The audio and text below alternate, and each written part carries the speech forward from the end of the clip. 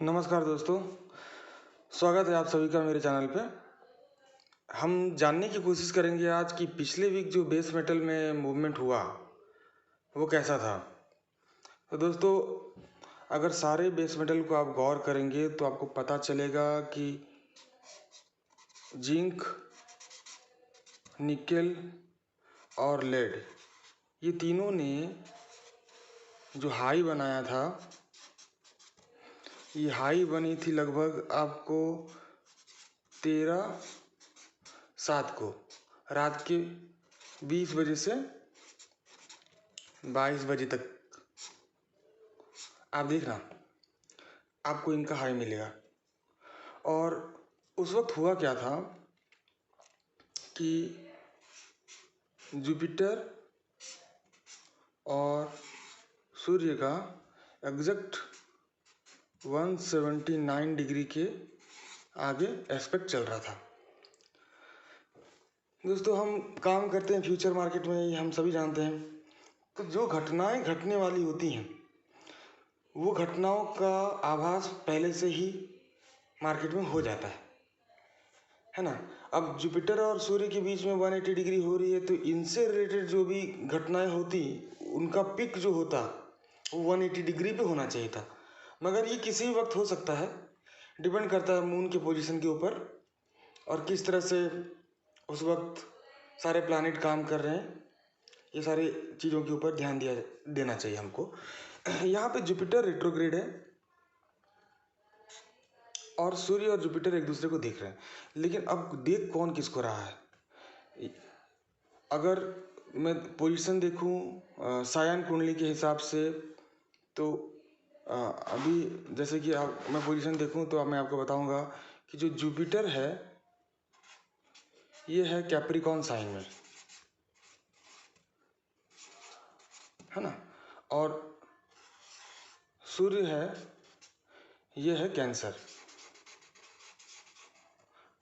अब ये जो साइन है कैप्रिकॉर्न, बेस मेटल के लिए यही लग्न माना जाता है, जिसमें जिंक, निकेल, लेड ये सभी आते हैं, मगर इनका सिग्निफिकेटर अलग अलग होता है।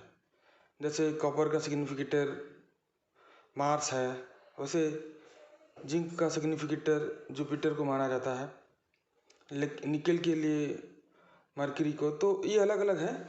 तो अभी देख कौन किसको रहा है, बृहस्पति देख रहा है सूर्य को या सूर्य देख रहा है बृहस्पति को। तो हमारे ग्रंथों के हिसाब से अगर हम देखें तो ये माना जाता है कि लग्न से 6वें घर तक जो भी ग्रह होता है वो ऑब्जेक्ट होता है, मतलब उसके ऊपर के दृष्टि को हम मानते हैं। मतलब वो अगर किसी दूसरे ग्रह के साथ 180 डिग्री बनाएगा तो दूसरे ग्रह की दृष्टि उसके ऊपर है। तो यहाँ पे सूर्य हो गया 7वें घर पे और बृहस्पति हो गया लग्न में, तो सूर्य की दृष्टि बृहस्पति के ऊपर मानी जाएगी। लेकिन कहते हैं ना कि ग्रहों का खेल इतना आसान नहीं है समझना। तो दोस्तों, ठीक इसी वक्त अगर मैं आपको बताऊं तो आप देखोगे इसी वक्त जुपिटर और प्लूटो की युति भी हो रही है। इनके बीच में करीब करीब 1.2 डिग्री का एस्पेक्ट काम कर रहा है। अब दोनों ग्रह एक साथ हैं। अब दोनों के ऊपर में सूर्य की 180 डिग्री आ गई। अब यहाँ पे इसका प्रभाव को अगर हम जानने की कोशिश करें कि इफेक्ट किसका होगा, ये दोनों का या फिर किसी इस दोनों में से एक ग्रह का, तो ये जानने के लिए भी हमारे ग्रंथों में ये दिया गया है कि जो ग्रह का डिक्लाइनेशन सबसे कम होता है वही ग्रह अपना इफेक्ट देता है।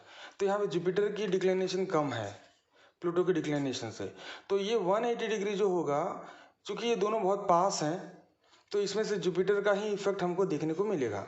और जुपिटर का इफेक्ट जो है 180 डिग्री का, ये लगभग 14 तारीख को सुबह ख़त्म हो जा रहा है। तो इसी की वजह से जो हाई बना ये निकेल में, जिंक में और लेड में, ये 13 तारीख को रात के 12 बजे के आसपास बना। उसके बाद से आप देखोगे तो ये कंटिन्यूअस डाउन ट्रेंड में, पूरे वीक।